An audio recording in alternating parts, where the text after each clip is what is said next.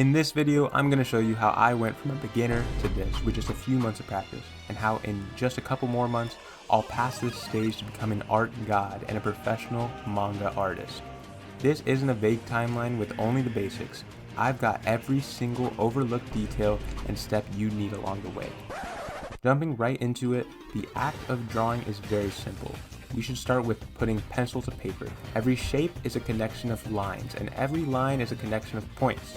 Remember this because breaking down reality and reshaping it is the essence of an artist and will come up in every step of the way. There are two important stroking methods, and no, I'm not referencing any sus stuff this time. First is the strokes we'll be using for planning.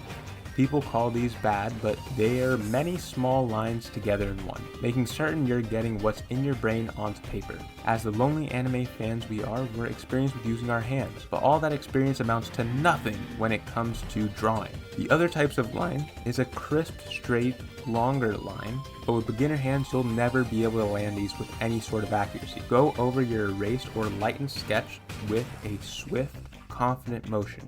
Speed is key, and voila.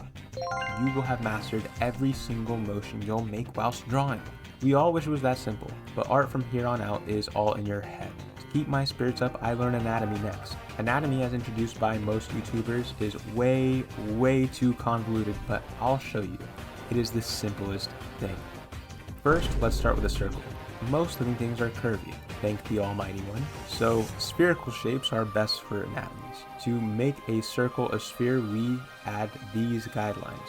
Now, you can see the depth and imagine it to be three-dimensional. Now, there are only 5 ways this shape can change. It can stretch, compress, bend, be carved out, or be added to. A big mistake beginners make is diving into art like they're biologists and doctors.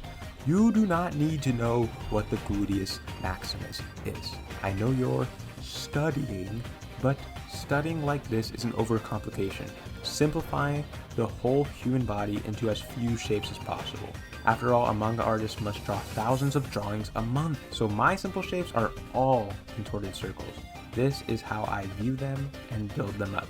First, a body line. At the top, we're going to have a perfect sphere, adding a jaw shape onto it. My jaws are triangular or trapezoidal.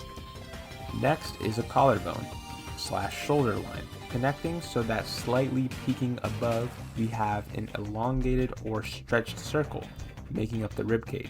Pretty easy stuff if you gaze at any picture of a human ever, etc, etc, etc. I won't bore you with the specifics. Make sure you're always having a 3-dimensional line. Beginner art suffers heavily from flat anatomy.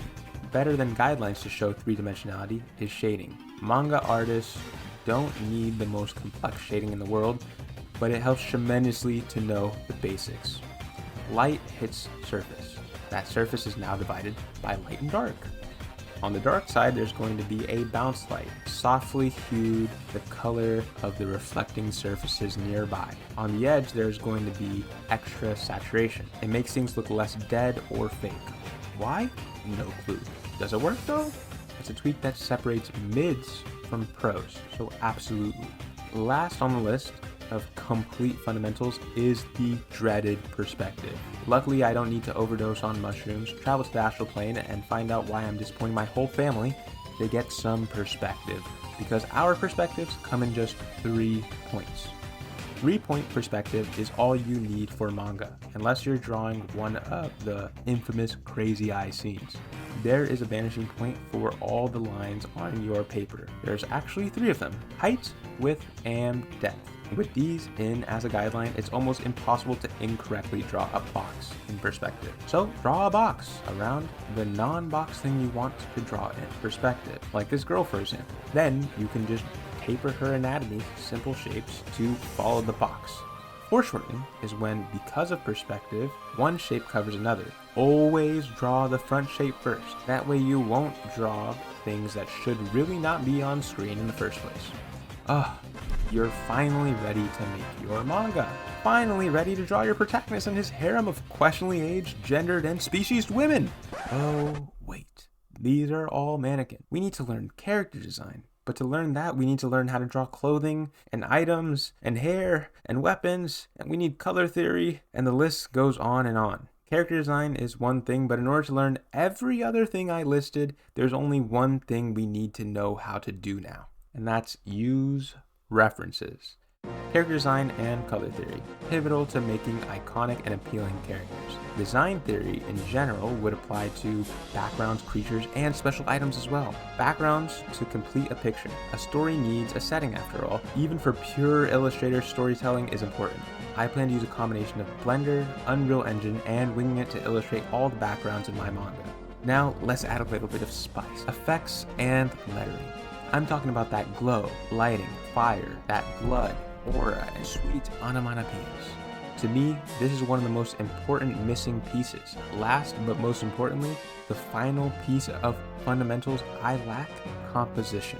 Every single manga panel is a new composition needing to display the story and emotion in a better way, a clearer way. The basics are simple. Rule of thirds. Drag the eye through the picture to a focal point, etc.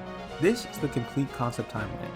If we can master all of these, we can make any beautiful immersive world we want to. Looking for a place to start?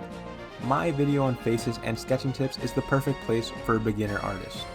Check it out and subscribe.